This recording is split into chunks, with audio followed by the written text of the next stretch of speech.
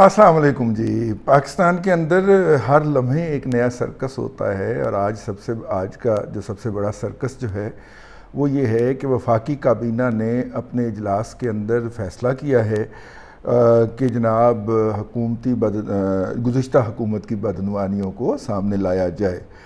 तो दो ख़बरें फोड़ी गई हैं। एक तो 2700 अरब रुपया मेरा ख्याल है, कुछ अहबाब उसे 27,000 कह रहे हैं। मेरे ख्याल 27,000 बहुत ज़्यादा हो जाता है, 1/3 of the half of the budget हो जाता है। ऐसा नहीं हो सकता। 2700 अरब रुपया आप कह सकते हैं, वो उसकी मिसअप्रोप्रिएशन है। उसको हम फिर डिस्कस करेंगे। लेकिन दूसरी जो मज़ेदार और चटखारेदार खबर है वो ये है कि हुकूमत ने जो है वो एक बहुत बड़ा स्कैंडल, पहला बारिश का कतरा जो है वो लाने का फ़ैसला किया है और अपना अवामुन्नास के सामने लाने का फ़ैसला किया है। वो क्या स्कैंडल है? इस मुल्क में सबसे बड़ा लैंड ग्रैबर जो है, कब्ज़ा माफिया जो है, वो होता है जी, उसका नाम है रियाज़ मलिक। रियाज़ मलिक पे कोई नहीं हाथ डाल सकता क्योंकि वो रिटायर्ड जजों और रिटायर्ड जर्नैलों को अपना मुलाजम रखता है। ख़ास तौर पे जो हालिया दिनों में रिटायर हुए हों उनके घर में गाड़ी की चाबी भी पहुंच जाती है। और जनाब वो कोई 10 पहले ज़माने में 5 लाख होता था, महंगाई हो गई, अब सुना है 10 लाख रुपए महीने की उनकी तनख्वाह भी लगा दी जाती है। और ड्यूटी उनकी ये होती है कि जब मलिक रियाज पे कोई अजाब टूटेगा तो वो जाके अदालत के अंदर खड़े हो जाएंगे हाथ बांध के। वो आपको पता है ना? हाँ, 2-3 दफ़ा तो पाकिस्तान की तारीख़ में हो चुका हुआ है। तो जनरल ज़मीर जाफरी साहब के साहबजादे थे, जनरल ज़मीर साहब जो थे, हैं नहीं, हाँ क्या था जी, वो समथिंग थे जी, वो भी जाके खड़े हो गए थे अदालत में। अदालत आप पे कंबना शुरू हो गई थी, क्या हुआ की, ठीक है। तो वो जनाब उन्होंने वो फ़ैसला सामने लाने का फ़ैसला, मलिक रियाज साहब जो हैं उन्होंने जो था वो DHA वैली के नाम से एक हाउसिंग सोसाइटी लॉन्च की पिंडी इस्लामाबाद के अंदर। आपको पता है पिंडी इस्लामाबाद के अंदर बहुत ज़्यादा जो है वो रहाइश के मसाइल हैं। उसके हवाले से उन्होंने शोहदा के बच्चों से, लवाहिकीन से भी पैसे वसूल किए और जो था अवामुन्नास तो लुटे ही लुटे। तो उनके पैसे ले जाके उन्होंने मुबैना तौर पे, जो अब तक की इत्तला है, वो बरतानिया के अंदर कुछ जायदादें ख़रीद लीं और यहाँ पे उन्होंने कहा रूटीन में बन जाएगा। अच्छा, वो उनके पैसे जो थे वो उस वक्त गए जब लंदन ओलंपिक्स हुए थे। और लंदन ओलंपिक्स जो थे उसके अंदर आपको पता है एक दफ़ा प्रॉपर्टी की प्राइसेस बरतानिया के अंदर अप साइड डाउन हो गई थी, डबल और ट्रिपल और ऐसे स्विंग हुआ था। और भी बहुत सारे लोगों ने कमाए, हुसैन नवाज साहब ने उसमें बहुत कमाया। लेकिन ये है कि रियाज मलिक साहब जो थे उन्होंने चमत्कार किया और वहाँ पे जाके वो पैसे डबल कर लिए। और अगर वो मामला गुजर जाता तो कोई मसला नहीं था, लेकिन हुआ ये है कि वो उन्होंने फिर मुसलसल जो भी यहाँ पे किस्तों विस्तों की सूरत में इस प्रॉपर्टी, इस स्कीम के या दीगर स्कीम के, या वो एक ओवरसीज़ ब्लॉक भी करते हैं और ओवरसीज़ कोटा भी होता है, उनसे वो डॉलरों में लेते हैं, वो भी वो वहीं पर पार्क करते गए। तो बरतानिया की जो नेशनल क्राइम एजेंसी है जो उसके बाद बनी, उसने देखा कि ये एक अकाउंट है और इसका एक मालिक है और यहाँ पे पैसे आते जा रहे हैं। तो वो उसने 40 करोड़ पाउंड उसमें अलग डिटेक्ट किए और जो लैंड्स थी वहाँ पे वो अलग डिटेक्ट की, मतलब उनसे जो प्रॉपर्टीज़ ख़रीदी जा रही थी। तो उन्होंने कहा जी सोर्स बताएं। तो चूँकि यहाँ ज़ाहिर है यहाँ से लोगों के पैसे लूट के ले जा रहा था, तो उसने कौन सा सोर्स बताना था? उन्होंने कहना सी मामा जे उत्थों पैसे ले तो उत्थे डेवलपमेंट का काम कर भाई। अगर आपने वहाँ से पैसे वसूल किए हैं लोगों से तो वहाँ पे डेवलपमेंट का काम कर, तू सारा इधर डाइवर्ट करी जा रहा है। बेसिकली रियाज मलिक साहब इसमें भी फंस गए ना कि जितने भी बैरिया टाउन की उनकी लूट मार के कारखाने लगे हुए हैं, उन सब का जो फॉरेन एक्सचेंज, वो जो ओवरसीज़ ब्लॉक्स में जो फॉरेन एक्सचेंज आता था, वो सारा का सारा वो वहाँ पे पार्क करना शुरू हो गए। तो साइयाँ फिर फड़ कत्या जी उन्हें बुला के उनका इंटरव्यू किया। वहाँ पे इन्वेस्टिगेशन करना नहीं कहते, इंटरव्यू करना कहते। तो अली मलिक साहब जो थे वो उनका कोई जवाब पेश नहीं कर सके, तो लिहाजा उन्होंने कहा कि ये आपकी नाजायज़ पैसे हैं। अब वहाँ पे अगर किसी अदालत के अंदर या किसी एजेंसी के अंदर अगर जर्नैल भेजने से काम चल जाता तो हो सकता है कि वो बरतानिया का कोई जज भी हायर कर लेता मलिक रियाज। तो नहीं चलता ना जी, वहाँ पे कानून का दौरा है और कानून की अमलदारी है, तो वो नहीं चल रहा वहाँ पे।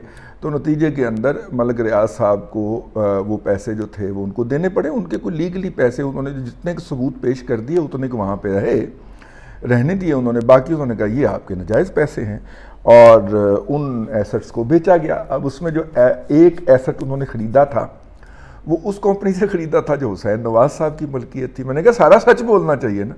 اب حسین نواز صاحب کی ملکیت تھی. حسین نواز صاحب جو ہیں ان کے جو ذرائع ہیں, قریبی ذرائع ہیں, جب ہم نے ان سے رابطہ کیا تو انہوں نے کہا کہ ہمارا تو کام ہی یہی ہے, ہم بینک کو انوالو کرتے ہیں اور بینک کو انوالو کر کے تو ہم ایک پرانی بلڈنگ لیتے ہیں, اس کو ری ویمپ کرتے ہیں اور ری ویمپ کر کے بیچ دیتے ہیں. اور چونکہ گورا جو ہے وہ اپنی تاریخی نشانیاں ڈیمولش نہیں کروانا چاہتا, وہ اس کی ری ویمپنگ اور بحالی کے اوپر خوش ہوتا ہے, تو لہذا ان کے بینک دھڑا دھڑ پیسے دے دیتے ہیں. وہ ایسٹ ہماری قبضے میں نہیں آتا, وہ ایسٹ جو ہے ہمارا صرف ری ویمپ کرنا ہوتا ہے اور ری ویمپنگ کے بعد بیچنا ہوتا ہے. یہ ساری نگرانی بینک خود کر رہا ہوتا ہے, اور آخر میں ہمیں کوئی 4-5-7% بچ جاتا ہے اس کا, اور باقی بینک جو ہے جس نے گارنٹی دی ہوتی ہے اور جو ساتھ ساتھ پیسے بھی دے رہا ہوتا ہے وہ ری ویمپنگ کے جتنے پروسیس ہوتا ہے اس کے وہ لے جاتے ہیں. اور یہی وجہ ہے کہ مطلب کہ حسین نواز صاحب کا جو دفتر ہے اس میں ایک وہ ہیں, ایک ان کا اکاؤنٹنٹ ہے جو کہ ان کا پارٹنر بھی ہے, اور ایک ان کی سیکٹری ہے. یہ 3 افراد پہ مشتمل ان کا دفتر ہے, کیونکہ جو کانٹریکٹ آؤٹ آگے انہوں نے کرنا ہوتا نا, کھڑکیاں کیڑا نویاں لائے گا, وہ کھڑکیوں والے پارٹیاں جو ہیں ان میں کمپٹیشن کروا لیا, جو 2-4 ان کے پاس رجسٹر ہیں یا جن کے ساتھ ان کا رابطہ ہوگا. اس طرح اندر دیواروں کی جو بحالی ہے وہ کون کرے گا, مطلب ہر چیز کا ان کے پاس وہاں پہ کانٹیکٹ نمبر ہوتا ہے. تو چونکہ انہوں نے ڈیٹیل میں بتایا تو میں نے کہا کہ میں بھی ڈیٹیل میں عرض کر دوں. تو وہ گھر کے اندر ہونے والی ہر ایکٹیویٹی کے متعلقہ پارٹیاں ان کے ساتھ رابطے میں ہوتی ہیں جنہوں نے سٹینڈرڈ کا کام کرنا ہوتا ہے, اور وہاں پہ آپ کو پتہ ہے کنسٹرکشن کے اندر سٹینڈرڈائزیشن بہت اہم ہے. تو وہ جو سرٹیفائیڈ کمپنیاں ہوتی ہیں انہی سے انہوں نے کام کروانا ہوتا ہے, ان کے پاس سکلڈ لیبر ہوتی ہے, وہ آتے ہیں اپنا کام کر کے چلے جاتے ہیں. ٹھیک ہے, یہ ہے جی ٹوٹل داستان اس کی. تو خیر ایک انہوں نے ایسٹ جو تھا ان سے بھی خریدا, تو وہ پھر انہوں نے اوپن مارکیٹ کے اندر NCA والوں نے اپنی گورنمنٹ کو کہہ کے, لوکل گورنمنٹ کو بکوا کے, تو وہ پیسے جو تھے وہ اس وقت تقریباً کوئی 40-48 ارب روپیہ بنا تھا. اس وقت پاؤنڈ جو تھا وہ کوئی تقریباً آپ سمجھ لیں کو 180 کے قریب تھا جب یہ پیسے ریپیٹریٹ ہوئے تھے, تو 180-90 کے قریب تھا. تو مطلب کہ ڈالر بھی اتنا سٹرونگ نہیں ہوا تھا. آج کل ڈالر سٹرونگ ہوتا جا رہا ہے, یورو کے مقابلے میں یورو کے برابر تو پہنچ گیا. تو وہ جو تھا اللہ آپ کا بھلا کرے, وہ اس وقت ڈالر اتنا سٹرونگ بھی نہیں تھا, تو وہ تقریباً کوئی 1.5 گنا ہوتا تھا. ٹھیک ہے, 135-40 کا اگر جو ہے وہ اگر ہم کہیں کہ 135-40-38 کا تھا اس وقت جب یہ ریپیٹریشن ہوئی ہے, تو ادھر جو ہوگا وہ کوئی 200 کا ڈالر پاؤنڈ ہوگا, تو اب ذرا 220-225 کے قریب پہنچ گیا ہوا ہے. تو اس وقت وہ 48 ارب روپے تھے. اب 48 ارب روپے جو تھے وہ واپس آئے, اور کابینہ نے ایک بند لفافے کے اندر اس فیصلے کی کہ یہ پیسے ملک ریاض کو لوٹا دیے جائیں.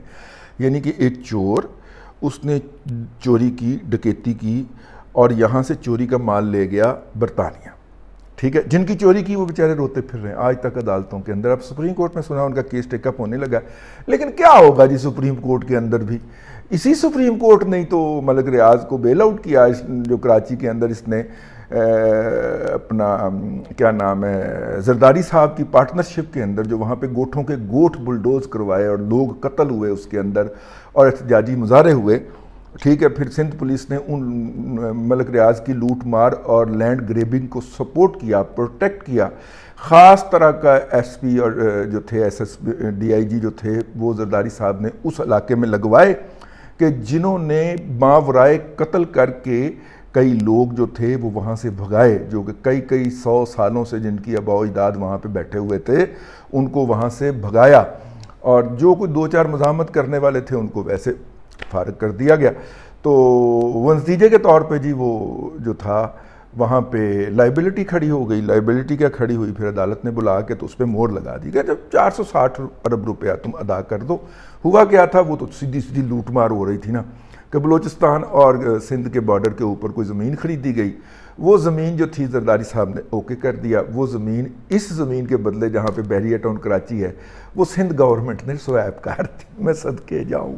ٹھیک ہے، تو یہ لوٹ مار تھی جی. اس کے اوپر اب مہر کی ضرورت تھی. عدالت نے لا کے تو 460 ارب روپیہ جی تم ہمیں دو گے، سندھ گورنمنٹ کو نہیں دے گا، ہمیں دو گے. اور وہ جناب کیونکہ یہ مطلب کہ وہ جو شیخ تھا، وہ جو شوکت خانم کے بورڈ آف ڈائریکٹر کا ممبر تھا، وہ آسمان سے اترا نا، ٹھیک ہے، سر پہ گلاس رکھ کے، چھٹے پیگ کے بعد سر پہ گلاس رکھ کے، ٹھیک ہے، ناچتا بھی ہے. سنا ہے مبینہ طور پہ ان کے دوستوں کا کہنا ہے، میں دوست پیش کر دیا گا، ٹھیک ہے، ٹھیک ہو گیا. تو وہ کانفلکٹ آف انٹرسٹ والا مسئلہ ہے. میں ان کے اوپر اور کوئی باقی بھی ہوں گے ان کے اندر، وہ انہوں نے عدالت کو ایک بچڑ خانہ نہیں بولی خانہ بنا دیا اور بولی لگا دی وہاں پہ، اور 460 ارب روپیہ جو ہے وہ اس کے عوض کے جی یہ آئندہ 20 سالوں کے اندر ملک ریاض صاحب ادا کریں گے. یعنی یہیں پہ سٹے بازی کروا کے فائلوں کی لوگوں سے پیسہ چھین کے تو وہ حکومتیں نہیں سپریم کورٹ کو ادا کر دیں گے. اور سپریم کورٹ کا مرضی ہے، وہ جہاں پہ مرضی جائے. سمجھ کر لو مطلب کہ نہ لیدہ کے. لیکن یہ جو برطانیہ سے لٹا ہوا پیسہ واپس آیا، اس پیسے کو کابینہ کے اجلاس میں ایک بند لفافے میں پیش کر کے، اور اللہ آپ کا بھلا کرے، اس کا جو افزانہ وصول کیا گیا اس کی تفصیلات جو ہیں وہ سامنے آ گئی ہیں. حکومت نے وہ اپنی رپورٹ جو ہے وہ جاری کر دی ہے. میں نے سوچا، میں نے کہا یار یہ تو پیش نہیں ہو سکتی، کیونکہ ایف آئی اے کے اوپر تو جج صاحبان پورا قبضہ کر کے بیٹھے ہوئے ہیں. 17ویں گریڈ کے بندے کو 20ویں گریڈ کا چارج دے کے اس کو ہٹانا نہیں ہے، اس کو ہٹانا نہیں ہے، ہم کسی کو اپنے حدود سے باہر نہیں نکلنے دیں گے. لمحہ موجود میں اس کو ہٹانا نہیں ہے. لمحہ موجود میں فرماتے ہیں معزز جج صاحب کہ ہم کسی کو آئین کے دائرے سے باہر نہیں جانے دیں گے، قانون کے دائرے سے. ٹھیک ہے فائن. چلیں، میں کوئی تبصرہ نہیں کرتا، اپنا ایک کال بیان کر دیتا ہوں. یوتھیا مجہول القوم الجاہلیہ للعقل للمحدود، لمحہ موجود میں جو جرم کر رہے ہوتے ہیں اس کا الزام دوسرے پہ لگا رہے ہوتے ہیں. ٹھیک ہے، تو اب آپ وہ آبزرویشن دیکھ جائیے اور ہمارا یہ کال اس کے ساتھ ساتھ رکھ کے پڑھ لیجئے. میں نے کسی کی شان میں کوئی گستاخی نہیں کی. تو لیکن اس کی وجہ کیا ہے؟ جج صاحبان کا اتنا ہونا، بے چین ہونا، اس کی وجہ کیا ہے؟ اس کی وجہ جو ہے وہ مطیع اللہ جان نے اپنے ولاگ میں بیان کر دی ہے. اس نے کہا ہے کہ احتساب کے نام پہ جو کہانیاں ہماری عدلیہ نے بھیجی تھیں، ان کہانیوں کے بے نقاب ہونے کا وقت ہوا چاہتا ہے. تو اس سے بچنے کے لیے یہ سارا کچھ ہو رہا ہے. اس سے پہلا فکرہ یہ تھا کہ زیادہ بہتر ہے کہ احتساب کے تمام مقدمات جو ہیں وہ سپریم کورٹ اپنے پاس بلا کے اس کی سماعت خود کرنا شروع کر دے. کیونکہ وہ جو ٹھگنا تھا، کیا نام تھا، ٹھگنے تو دونوں ہی تھے یار، ثاقب نثار جو کہانیاں بیچ کے گیا ہوا ہے، اس کی باقیات ان کہانیوں کے بے نقاب ہونے کے اوپر مسترب ہیں. یہ کوئی اس طرح کی بات لکھ دی، ہماری تو گستاخی نہیں ہے، ہماری تو اوقات نہیں ہے کہ ہم اس طرح کی بات کر سکیں. یہ مطیع اللہ جان کی ہمت ہے بھائی، وہ اس نے ٹویٹ کیا ہے تو میں نے کہا یہ ٹویٹ میں آپ کے خدمت میں پیش کر دوں. تاہم حکومت نے وہ سارے ڈاٹس ملائے ہیں اور رانا ثناء اللہ صاحب اس کے پیچھے ہیں. بیسیکلی یہ ڈیٹا انہوں نے نکلوایا ہے ایسٹ ریکوری یونٹ جو قائم کیا گیا تھا اللیگلی. ٹھیک ہے، اس کی کوئی لیگل حیثیت ہی نہیں تھی. جس طرح بے نظیر انکم سپورٹ فنڈ جو تھا اس کا نام احساس کر دیا گیا، اور آج کل وہ ڈاکٹر ثانیہ نشتر ساتھ بہت کلپتی پائی جا رہی ہیں. میں نے آپ کو ذاتی طور پہ ایک پریس کانفرنس کے اندر نشاندہی کی تھی کہ آپ کے محکمے کا کوئی نوٹیفیکیشن جاری ہوا ہی نہیں ہے گزٹ آف پاکستان کے اندر. جناب ہائی کورٹ کے اندر پیشی ہوئی تو تمام ہائی کورٹ نے کہا کہ جناب وہ کچھ وکیل ہوتے ہیں نا، تو وہ ایک نے پٹیشن کر دی کہ جناب کرونا کے درمیان ہمارے بھی حالات بڑے خراب رہے ہیں تو ہمیں بھی بے نظیر انکم سپورٹ فنڈ سے امداد دی جائے. ٹھیک ہے، تو جج صاحب نے بے نظیر انکم احساس پروگرام سے، تو جج صاحب نے احساس پروگرام کے بندوں کو نوٹس کر دیا. تو بے نظیر انکم سپورٹ فنڈ کا ریجنل ڈائریکٹر حاضر ہو گیا. جج صاحب نے کہا میں نے تو احساس والوں کو بلایا ہے، آپ کہاں تشریف لے آئے؟ انہوں نے کہا جی بیسیکلی یہی اس کا نام رکھا گیا ہے، بے نظیر انکم سپورٹ فنڈ کا احساس پروگرام نام رکھ دیا گیا ہے، لیکن ابھی تک نہ تو احساس پروگرام کا کوئی ایک بندہ اپوائنٹ ہوا ہے، نہ اس کے نام سے سرکاری خزانے میں کوئی پیسہ جاری ہوتا ہے احساس کے نام سے. سارا پیسہ جاری ہوتا ہے بے نظیر انکم سپورٹ فنڈ کے نام سے، اور ہم بھی حکومت پاکستان کے ملازم ہیں بے نظیر انکم سپورٹ فنڈ کے۔ یہ انہوں نے high court, Lahore high court میں آ کے سٹیٹمنٹ دی تو سر حکم کرو، ٹھیک ہے۔